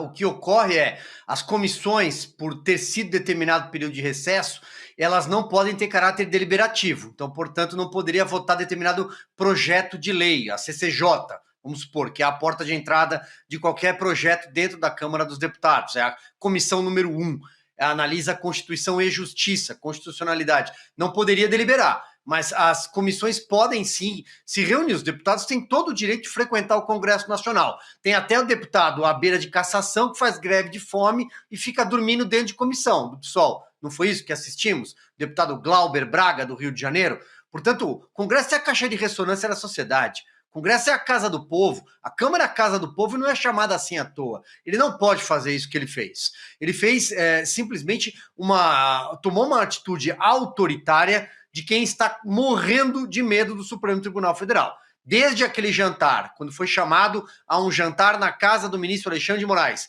e sentou-se à mesa com o diretor da Polícia Federal, com o Procurador-Geral da República e outros ministros do STF, além de Davi Alcolumbre e Rodrigo Pacheco, Hugo Mota saiu de lá com medo, saiu de lá com o rabo no meio das pernas, frouxo que é, e está com medo porque o pai dele, chama Nabor Vanderlei, é prefeito de uma cidade no sertão da Paraíba chamada Patos, uma cidade que é governada pela família dele. Aliás, tem até obra em anel viário investigada pela Polícia Federal, a operação chama-se Outside, foi feita dias antes desse jantar, no qual Alexandre de Moraes chamou Hugo Mota para sentar no sofá dele, e talvez tenha dado um tapinha nas costas, alguém tenha dito, puxa, Hugo Mota, que coisa, né? Seu pai é prefeito da cidade, tem problema com emenda parlamentar lá, são 6 milhões de reais de uma emenda, tem uma funcionária da prefeitura que parece estar envolvida em esquema, aliás, a sua família é inteira de políticos, é aquelas famílias cinematográficas, família de novela, sabe? Quando os filhos se casam e a família administra a cidade por 2 séculos, é mais ou menos o que acontece ali. A família do Hugo Mota ele tem avô, avó, tanto do lado paterno quanto materno, eles são políticos, já foram deputados e por aí vai. E o pai é o atual prefeito, então ele está morrendo de medo. Então, do ponto de vista regimental, isso não pode. Aliás, vou além, o Congresso Nacional tem uma comissão representativa que funciona sempre em período de recesso de fim de ano, por exemplo, para deliberar competências executivas e deliberativas da própria mesa diretora. Ela responde por tudo isso. Então, eu acho que o Hugo Mota cruza mais uma linha e não honra os 444 votos que o levaram à presidência da casa. A oposição acatar talvez seja uma questão política, mas o Sóstenes está certo. Isso é antirregimental. Ele não pode impedir que os parlamentares decidam que não querem passar o período de férias em julho, não querem viajar, eles querem trabalhar, é um momento agudo do nosso país e querem representar o seu eleitor. Ele quer estar lá em Brasília para justamente representar quem o mandou para lá. Penso eu que talvez alguma manobra política vá aplacar um pouco os ânimos, porque é um período muito curto. Né? O próximo semestre, nós já estamos à porta do próximo semestre, e aí sim é uma briga de uma semana. Mas o Hugo Mota, eu acho que, mais uma vez, ele deixa claro que ele está com muita vontade de ser um Severino Cavalcante, aquele que ficou 7 meses na presidência da Câmara e foi apeado da cadeira, porque sim, se o Congresso quiser, dá para tirar o Hugo Mota da presidência da Câmara. Olha só, vou só pedir para a produção para exibir na tela, porque essa decisão, esse ato do presidente da Câmara, Hugo Mota, foi publicado na manhã de hoje. Tá aí, então, ó, o presidente da Câmara dos Deputados, no uso de suas atribuições regimentais, artigo 1, fica vedada, no período de 22 de julho a 1º de agosto de 2025, a realização de reuniões de comissões da Câmara dos Deputados. Artigo 2º, este ato entra em vigor na data de sua publicação. Tá, então. Em primeiro lugar, esquecendo o assunto que está sendo discutido lá. Daí isso aí poderia ser colocado na porta de entrada da Câmara. E eles estão próximos, né? A semana tem 3 dias, falta pouco. Né? Então, está proibido de trabalhar. Né? Então, fica proibido, eles deviam botar assim, começando junho até agosto, assim, ninguém pode trabalhar. Agora, neste caso, é realmente uma piada de péssimo gosto, porque em qualquer país do mundo, ninguém precisa avisar ninguém para que a Câmara, para que o Poder Legislativo, né, suas dependências fiquem lotadas em momentos de crise. Você vive uma crise e eles vão para lá. Aqui o presidente da Câmara não é que ele sugere que se deixe para depois, não, ele proíbe que a crise seja discutida. Quer dizer, o Brasil não é mesmo para principiantes e fica esses autores de livros perturbando todos nós aí com teses sobre o Brasil. Tá aí, estamos em crise, não pode ter reunião. Não, e vale lembrar, Ana, que essa determinação, esse ato do presidente da Câmara, Hugo Mota, que nós acabamos de trazer e ler aqui, ele ocorreu depois de ontem, quando cerca de 60 parlamentares se reuniram em Brasília, 60 parlamentares da oposição, em coletiva de imprensa ontem, estabeleceram algumas pautas... Ontem, final do dia. Segunda-feira. Segunda-feira. Gravíssimo. Exatamente. Gravíssimo. E aí, já na terça-feira de manhã, já houve essa proibição do presidente Hugo Mota. Mas só para retomar, Augusto, as 3 pautas prioritárias que foram definidas ali pela oposição naquela coletiva de imprensa, que inclusive nós mencionamos ontem, que o Jair Bolsonaro mostrou a tornozeleira eletrônica, eles definiram como pautas, então, prioritárias: impeachment de ministro do Supremo Tribunal Federal, ministro Alexandre de Moraes, a questão da anistia, o projeto de lei, votar a anistia aos envolvidos no 8 de janeiro, e também o avanço da PEC que restringe o foro privilegiado, que já foi votado no Senado, mas está estacionada na Câmara desde 2017, né, Ana? Exato. Para mim, essa é uma das pautas mais importantes, porque enquanto o Congresso é mantido como refém do Supremo Tribunal Federal através do foro por prerrogativa de função, não tem independência, não tem autonomia, não tem coragem. Eles precisam simplesmente encerrar isso, né? Essa ligação umbilical que deixa todos os congressistas ali à mercê dos caprichos, do sadismo, das vontades pessoais de qualquer ministro da Suprema Corte. Agora, essa carta do Hugo Mota o Brasil virou uma fábrica de tiranetes, né? Eles estão achando lindo isso. Porque, é claro, o exemplo vem lá de cima, vem da nossa corte mais importante, a nossa Suprema Corte, o nosso Tribunal Superior.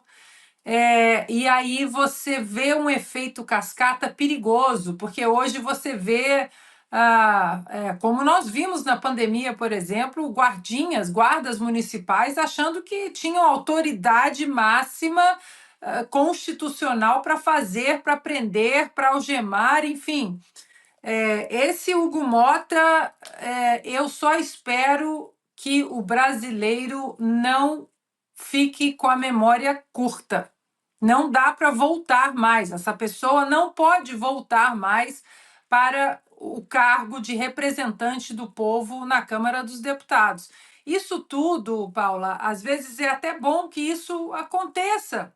Vai depurando, vai mostrando mesmo quem é quem está disposto a lutar pelo Brasil de verdade, quem está disposto a lutar pelo Brasil só nas redes sociais, fazendo discurso bonito, ou quem está disposto mesmo a enfrentar esse sistema, esse regime totalitário ao qual o Brasil foi submetido nos últimos anos. E Hugo Motta não é uma dessas pessoas, e o que aparenta depois dessa cartinha aí, porque antes ele estava em cima do muro. Não, é o PL da anistia, eu falei que sim, mas eu falei que não. Ele estava com aquela coisa, né, segurando o sabonete ali, escorregando. Agora não. Agora a máscara caiu e essa cartinha dele de ontem é a prova de que é mais um projeto de tiranete no Congresso. Essa apuração mesmo, hein, Olé?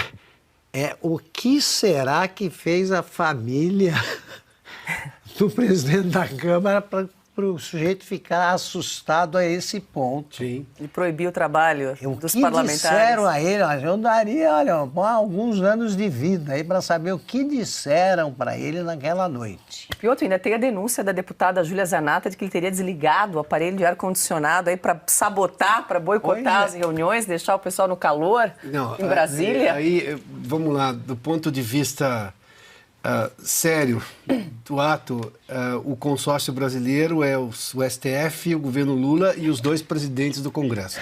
Aumentou. Eles fazem parte desse consórcio autoritário que governa o país. Agora, desligar o ar-condicionado e depois publicar... Eu acho que isso aí vai ser usado contra ele. Essa carta dele vai ser usada, porque, voltando à questão técnica, não há recesso. Esse recesso é informal, porque não foi votada a lei de diretrizes orçamentárias. Eles têm a previsão do recesso, o Silvio já mencionou isso aí, sim, no meio do ano. Acho que são 2 semanas. Mas o recesso só é estabelecido de fato se votar antes a LDO, a Lei de Diretrizes Orçamentárias. Como eles não votaram, é um acordão. Olha, vamos sair umas 2 semanas para dar uma descansada, depois a gente volta. Ou seja, a oposição pode trabalhar e ele não pode desligar o ar-condicionado se é que ele fez isso. Essa carta vai ser usada contra ele, sabe? Mas olha só... desculpa, Piotr, pegando esse gancho do Augusto, né? O que a família fez que ele está tentando proteger. Agora, se a família tem uma capivara gigantesca, sem fim, como você se coloca para ser candidato a presidente da Câmara, é porque você teve a certeza absoluta de que você, de alguma forma, era intocável, que o povo não ia levantar a sua capivara, que o povo não ia cobrar, porque no passado não havia essa cobrança que nós temos hoje. Agora, se você, né, como disse um ministro do Supremo Tribunal Federal, que foi levado pelos aliens, o Alexandre de Moraes 1.0, se você não quer ser criticado, não se apresente a cargos públicos. A imprensa e toda a assessoria vê nos anais da casa é o segundo vice-presidente, Elmar Nascimento. A única decisão que nós deveríamos nos submeter no dia de hoje era pelo presidente em exercício. Então, esta decisão do presidente Hugo Motta, quero deixar clara, ela é antirregimental e ilegal. Aí vocês podem perguntar, e por que então não fizeram a reunião? Verdade. Acusam-nos de sermos radicais. Acusam-nos de sermos extremistas. Dizem que nós somos os parlamentares do ódio.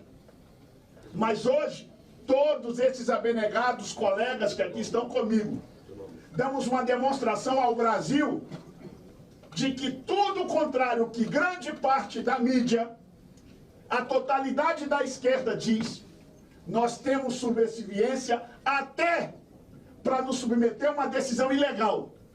Eu não sei até quando. Quero parabenizar o presidente da comissão, que a sua sensibilidade entendeu, fez um apelo até a colegas divergentes que gostaríamos de desrespeitar a decisão, e nós todos, em solidariedade ao presidente Paulo Bilinski, entendemos a gravidade do momento, estamos dizendo ao Brasil, parem de nos chamarem de radicais, parem de nos chamarem de extremistas. Extremista é a esquerda, que anda de braços dados com governos ditatoriais, autoritários e ainda totalitários e ainda apoia terroristas. Financia guerras. Só faz vergonha ao Brasil. E pior, não tem a mínima capacidade de dialogar com os diferentes. Porque se tivessem, já tinham dialogado com o presidente Trump e resolvido o problema do tarifaço, que querem também colocar na nossa conta. Ora, até quando a imprensa vai ver a verdade dos fatos? Até quando o Brasil, brasileiros, vocês que fizeram L, o Brasil vai pagar uma conta cara por um governo ideológico, radical, que não olha para o Brasil de todos. Uma vez que alguém ganha ao executivo, ele tem que governar para todo mundo. Nós temos um governo que só está governando para o seu gueto político. Seu radicalismo não permite conversar com quem é diferente. Por isso que o descondenado Lula não conversa com Donald Trump. E é por isso que essa comissão hoje aqui se reuniu sob o comando do ilustre presidente deputado Paulo Bilinski para dizer ao Brasil que podem perseguir o eterno presidente Bolsonaro, que hoje não leva desta comissão a moção de louvor que votaríamos. Mas eu tenho certeza que o presidente Bilinski, com todo o seu respeito ao presidente Hugo Mota, votará isso na comissão na primeira semana, quando votarmos em agosto, porque nós precisamos ecoar a voz de um homem que está sendo censurado. Ontem eu comecei a ver a imprensa começar a ficar preocupada, porque vocês são jornalistas, vocês têm atribuições constitucionais, e ontem todas as atribuições constitucionais que vocês desejariam, que era uma entrevista de um ex-presidente da República, vocês não conseguiram. Sabe por quê? Censurado. Porque foram censurados vocês também da imprensa. Muito bem. Não somos só os deputados censurados, não. A censura chegou, começando pela caneta do ministro Alexandre de Moraes. A censura continua numa decisão hoje ilegal, antirregimental. Sabe como eu me sinto nessa hora? Eu me sinto igual a deputada Silvia. Eu me sinto amordaçado na casa que deveria ser a casa do povo. É isso aqui, ó. Este é meu símbolo do meu sentimento nessa manhã. Nós estamos em recesso branco, querendo trabalhar pelo Brasil, alertar vocês da imprensa e do Brasil o que está acontecendo, porque parece que muitos não estão entendendo, achando que é porque somos radicais. Ah, não, eles são extrema-direita. Esse é o problema dessa gente. Pois eu quero dizer a vocês, hoje é conosco da extrema-direita. Em breve, que Deus nos guarde de que não sejam com quem não é da extrema-direita. Eu não desejo censura a ninguém. Nós não vamos abrir mão das nossas convicções do princípio de liberdade, em especial liberdade de imprensa. Podem nos criticar, eu não tenho medo de crítica. Quem tem medo de crítica é quem quer controlar redes sociais e a imprensa. Nós queremos redes sociais livres e uma imprensa sempre livre. E o que nós esperamos nesse dia de hoje é que o gesto da deputada Silvia, e destaco mais uma vez, não seja apagado da memória de nenhum brasileiro. Nós estamos caminhando para um país assim, de boca vedada, boca vedada, boca vedada por alguns que se acham mais poderosos que os outros. E neste país, a Constituição diz que todos somos iguais, todos, sem exceção. É lamentável nós não conseguimos votar o voto de louvor, mas, presidente Bolsonaro, eu tenho convicção de que com a atitude e a decisão errada do presidente Hugo Mota em impedir que este colegiado trabalhasse aqui no dia de hoje, nós vamos continuar trabalhando em cada gabinete, em cada lugar, porque nós não paramos e não vamos parar o recesso, nós estamos ao lado dos brasileiros de bem. E agradecer a cada deputado que abriu mão do conforto da sua família, do seu trabalho na base eleitoral para estar aqui. Vamos continuar entrincheirados. Se estão achando que vão nos intimidar, estão errados. Vamos ocupar as ruas do Brasil. Brasileiros, agora é a hora do povo brasileiro. Ocupem as ruas. Mostrem sua insatisfação. Nós precisamos fazê-lo. Já há uma convocação para o dia 3. Mas antes disso, eu já sei que está tendo manifestações espontâneas para sábado, para domingo, para tudo que é dia. Nós vamos para as ruas denunciar a censura e a interferência no devido processo legal do processo de um presidente da República, bem como um monte de colegas parlamentares que estão aqui. E aí eu vou falar uma coisa, e não vou expor nomes, mas ontem, quando eu estava saindo da Câmara por volta de 8 horas, eu reuni com um grupo de jornalistas. E eu ouvi de vários deles: nós também temos medo de falar. O dia que eu viver e achar que é normal viver num país que jornalista está com medo de falar? Deputado com medo de falar. Deputados aqui, eu já ouvi vários colegas, eu tenho medo de falar. Isto não é democracia. Até quando os brasileiros não vão entender isso?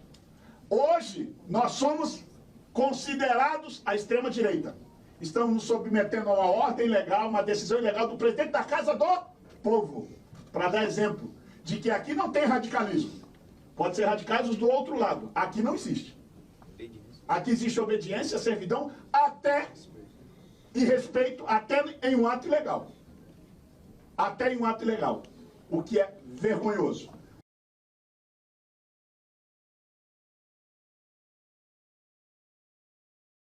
Alexandre de Moraes é o guardião da democracia ou é um ditador da toga?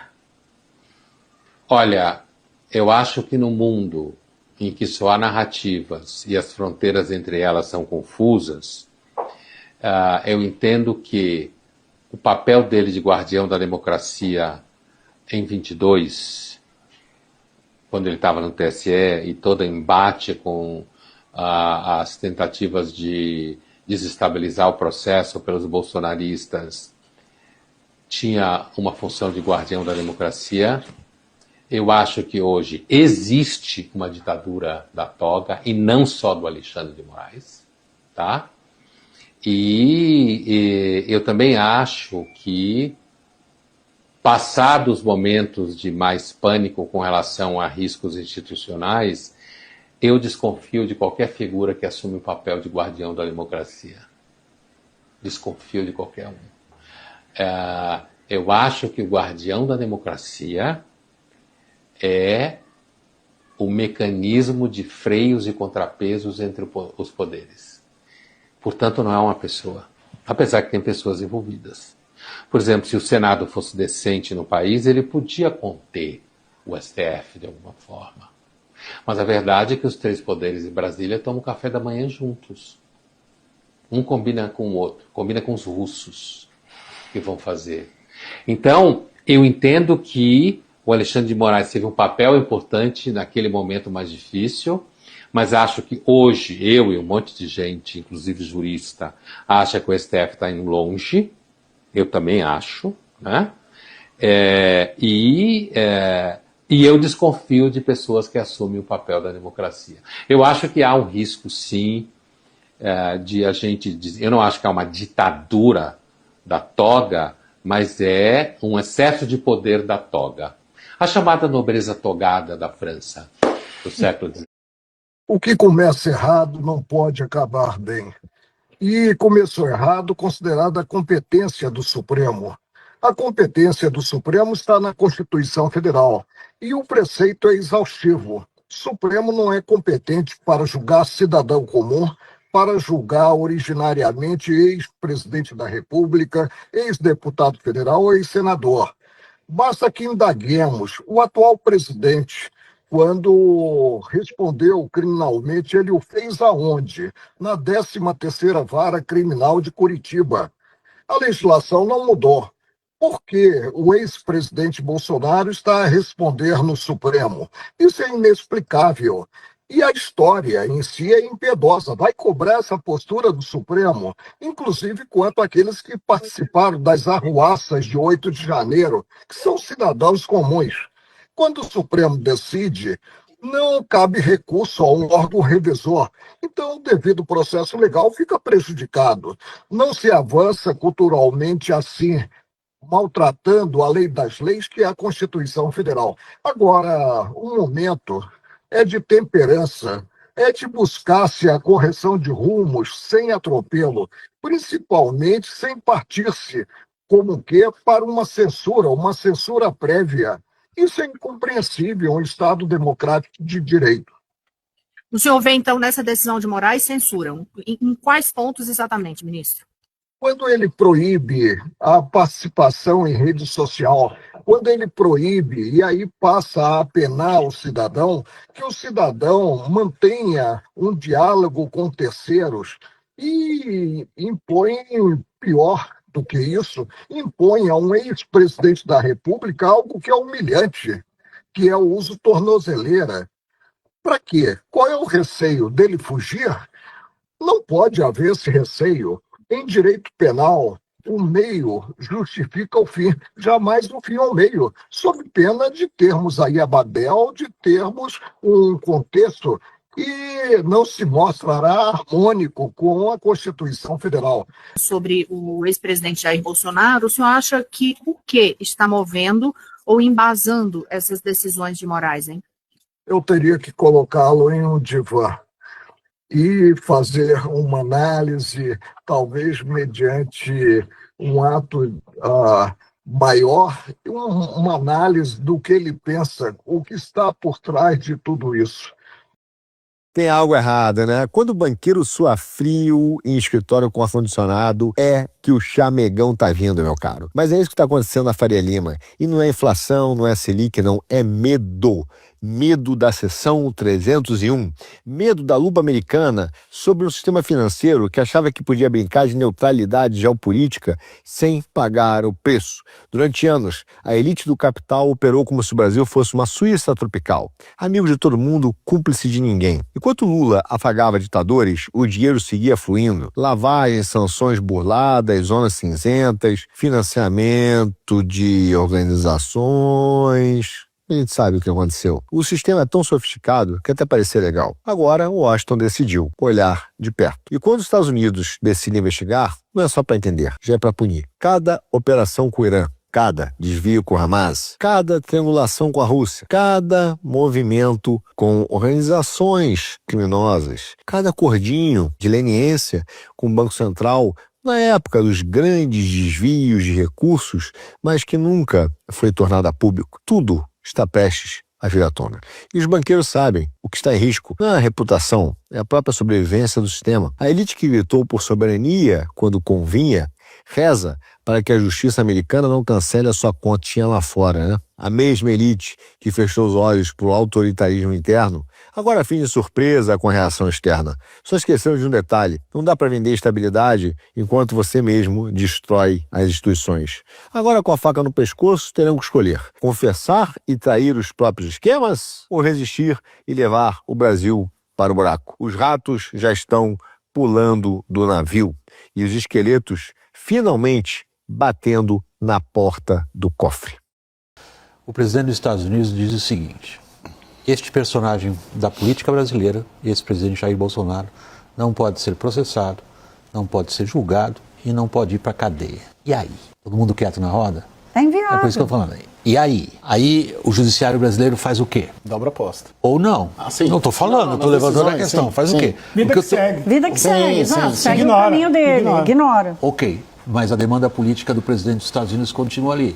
E qual é a leitura do presidente dos Estados Unidos a respeito do comportamento judiciário brasileiro? Vocês tiraram o Lula da cadeia para fazer do Lula o presidente, para perseguir o Jair Bolsonaro, que é um coitadinho que ama o seu país, e injustamente não deixaram ele governar e agora ainda por cima querem botar o cara na gaiola. É esta a visão da Casa Branca sobre o processo político brasileiro. E o Eduardo Bolsonaro está lá. E como é que a gente sai dessa? O que me parece central é saber como que faz um país que é uma potência média com escassa capacidade de projeção de poder, que é o Brasil, para escapar de uma demanda feita pela superpotência, que é vire de cabeça para baixo do seu sistema político, senão você vai pagar um preço comercial. Não, é um checkmate, e a gente previu isso aqui no WW semanas atrás. A tempestade perfeita está se configurando, desde que começaram as sinalizações em relação ao STF. O governo não vai poder não defender o STF, né? Lembra? A gente fala isso aqui há semanas já, né? Diretamente do Brasil, quem vos fala, Mestre Dinho, trazendo sempre informações na palma da sua mão.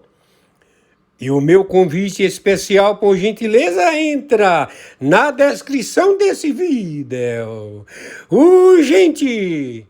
Clicar nos links abaixo. É uma surpresa e você pode ganhar muito dinheiro. Repito! Urgente! Clicar nos links abaixo. É uma surpresa e você pode ganhar muito dinheiro.